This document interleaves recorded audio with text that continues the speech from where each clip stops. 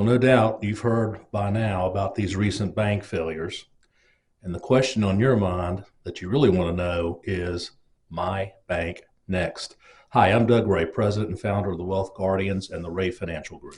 And I'm Brice Payne, and you've entered The Vault, the Wealth Guardians video series on all things pertaining to retirement planning.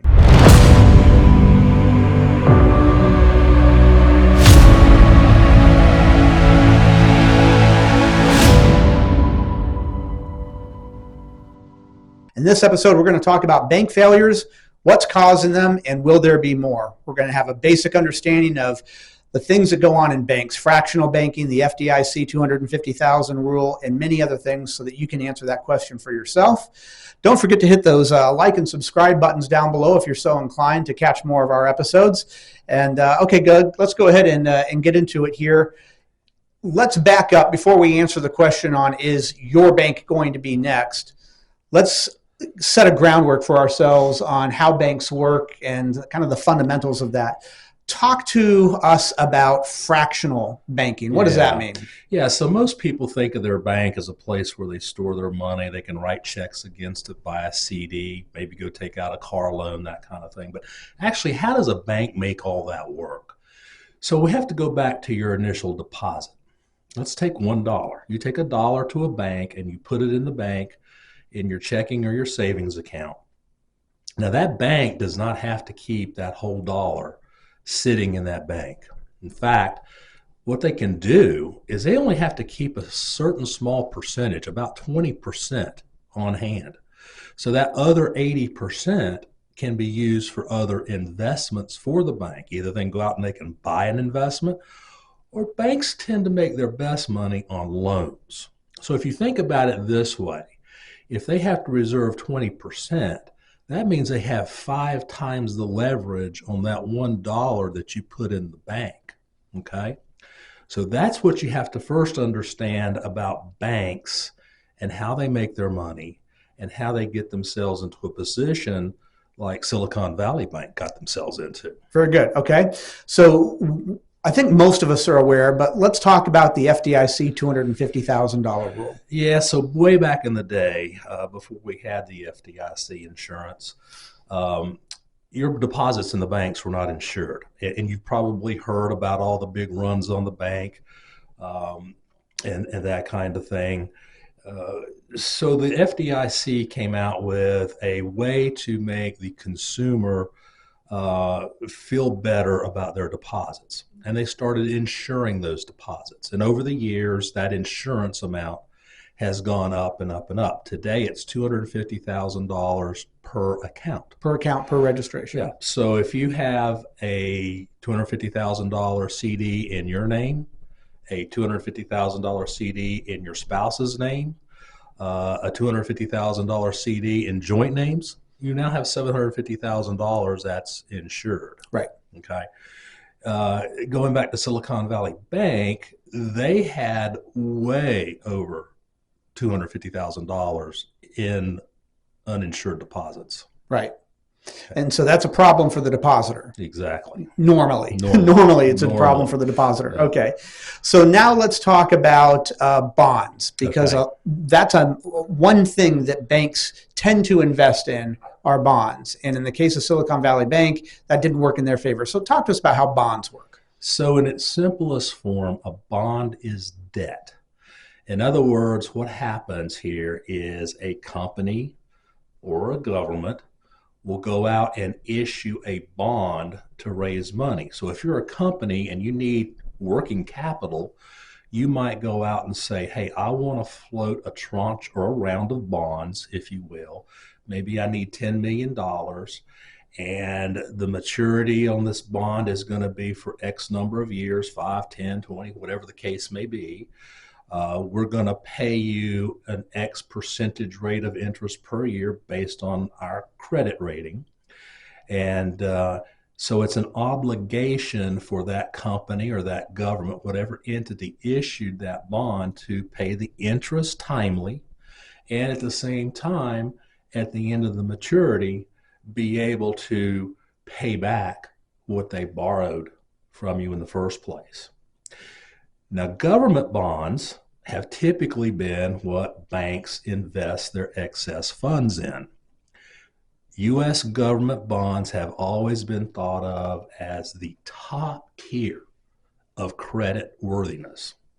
Nobody ever worries about the U.S. government defaulting on a bond. So that's what a lot of banks and Silicon Valley Bank did, and we'll get into that in just a minute. Okay, so expanding on that, now that we've talked about interest rates and how they relate to bonds, let's talk about inflation and the inverted yield curve. Okay, so here we go. Now we're starting to get into the meat of the trouble. As you well know, we've been having an inflation problem for the last couple of years. Jerome Powell, head of the Fed, has jumped in and started raising interest rates the fastest the Fed has ever raised interest rates in their history. They were created in 1913. So when interest rates go up, the effect on the bonds, and that's all the bonds that are out there, is for the bond price to go down in value, because bonds have to trade on the secondary market with whatever the current interest rate environment is. So for example, if 5 years ago you bought a 10-year bond that only paid 1.5%, and today the going rate is 4.5%, well, something has to adjust with that 1.5% bond so that it now trades at 4.5%. Guess what that adjustment is? It's the price of the bond being discounted. Okay? Now, because the Fed has basically been increasing interest rates all this time, what's happened to the yield curve is we have something called an inverted yield curve. You see, the Fed adjusts short-term interest rates. A yield curve basically looks at interest rates from, say, today all the way out to 30 years. So in a normal yield curve, you have an upward slope. And that makes sense because the longer you go out maturity, the more you're going to want to be rewarded. Think about your CDs. You're going to want to get rewarded more for a 5-year CD than the 1-year CD. Okay. Well, today, because the Fed's been pumping short-term interest rates up, we have a yield curve that's actually done this. And when you have an inverted yield curve, historically, it has always been basically foretelling a coming recession. Okay, so now we've got the makings of bond prices going down, an inverted yield curve, and a potential recession coming down the road. Right, right. So what would be the source of the upcoming problem then?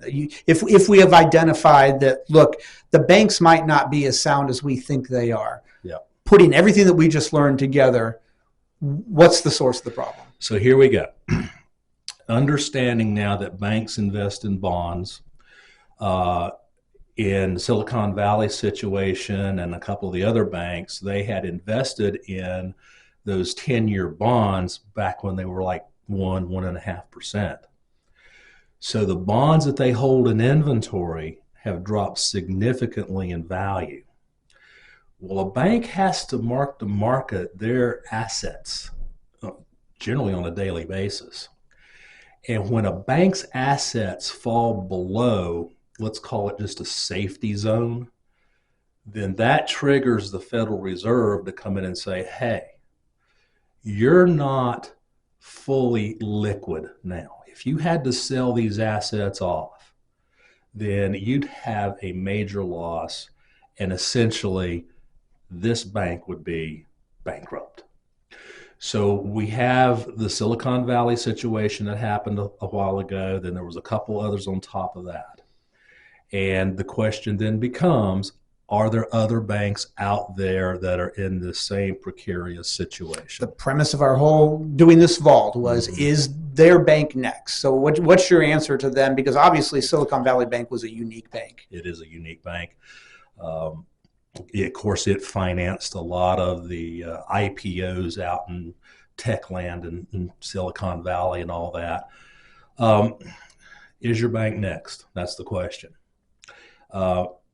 There have been a lot of, I think, pretty smart people that do believe that there are some major banks that have potential problems coming down the road. I'm not going to mention them on this podcast, but all you have to do is a little bit of research and you can find out their names. I personally called my bank up, which is a smaller community bank, and they too own long-dated bonds, but they convinced me that if they had to, they could hold them to maturity. Because remember, even though those bonds are down in value because of interest rate movements, if you hold it to maturity, you're still going to get your money back. So I guess, Brice, the long-winded answer here, is your bank next? Right now, no one knows. But I would, if I were you, I would go back to those FDIC limits and make sure that your deposits are under that $250,000, because there's no guarantee that if a problem happens to your bank, will the Federal Reserve come in and bail out every single depositor like they did Silicon Valley Bank beyond that $250,000 limit. So you're leading to my next question there. What would somebody do to keep their money safe? And the number one answer there, or the first answer, would be, let's make sure that your accounts are kept under those $250,000 per registration. Now, if you've got two accounts at, say, Bank A, they're both just in your name, not your spouse's name, not joint tenant name, and you've got one at $250,000, the other at $250,000. If they are at the same bank and the same registration, you're only really safe up to the $250,000 because it's the same registration. Yeah. But you could take one of those accounts, move it to another bank, and just in your name, and that's now a different registration according to the FDIC, and that will be covered as well. And a different bank. So you're diversifying your monies between banks. Exactly.